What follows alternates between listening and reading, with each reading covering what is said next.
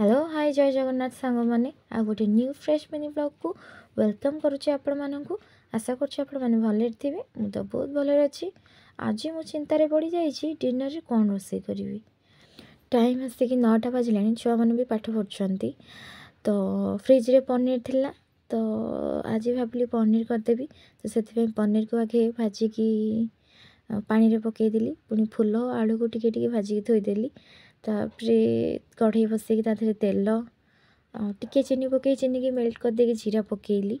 जीराटा फुटी सारा पर रसुण पियाज आउ अदा मु ग्राइंड कर रखी पकईदेली। तापर टिके लुण देती। लुण देवा द्वारा आमर मसलाटा जल्दी कषि हो। तापर मु मिक्स करके रखी ये दही सहित लंका गुंड हलदी आ गरम मसला धनिया गुंड जीरा गुंड आउ चिकेन मसला सब मिक्स करके रखी। तापर पकईदेली पकई कि मसलाटा को भलसे कषापी टे छाड़देली। ये देखु से आस्ते आस्ते तेल छाड़ा लगिला।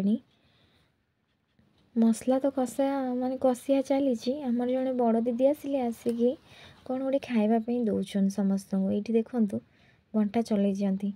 मु पचार यहाँ कौन से कहूना तार पछरे कहते यहाँ हूँ डाली मुर्गी खावा को बहुत टेस्ट थिला। देखो आए देखो मोर भी मसला कषा हो गला। एबे फूल आलू पकईदेवी। फूल आलू पकईदे कि स्वाद अनुसार लुण पकईदेली। लुण पकई टे चटा घांटा घंटी करके घोड़ेदेली अल्प समय टे सीझापी।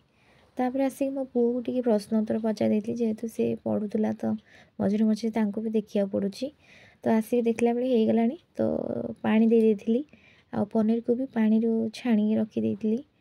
तो ये देखो तरकारीटा फुटीगला मोर। एबे पनीर पकईदेवी। पनीर पकई सारी मु आउ 5 मिनट छाड़देवी घोड़े फुटियापाई। तरकारीटा फुटियापाई छाड़देकी ये मु धनिया पत्र धोई काटिकी रेडी कर सारे तरकारी पकई बोली।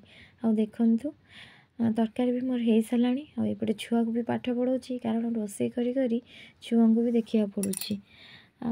तरकारीटा हो गला। तो टी गरम मसला पकईदेली आ धनिया पत्र भी मु पकईदेली। सांग मैंने देखो तरकार कलर पूरा सुंदर देखा जाउची। मते तो भल देखा जाउची। आपण मानू केमी देखा जाउची मते निश्चित कमेंट करेंगे। तरकारी प्रोसेसिंग आपण मानू भल लागला कि नहीं मते कहिबे। आउे देखो आज मेथी पराठा करी बोली मु अटा चकड़ी रखी। मेथी साग को पकईकी अटा चकड़ा होता। ये मु पराठा करने स्टार्ट करदेला। मुझे भी पराठा की रुटी करी आम झी आसबे कहे मु बेलिबी बोली। तो से बेलुंट मु पराठा करुच्ची। आमर रोसे भी सरला। तो मुझे जाऊँ खाइबा को देदेवी बापा को। वीडियोटा जब आपण मानू भल लगुव तो like share comment and subscribe करने जमा भी भूलें।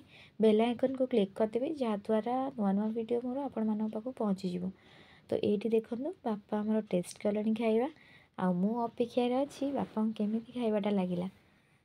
ये देखो बापा रिएक्शन बहुत भल लगुच कहते से। आउ ये रही सांग माने जय जगन्नाथ।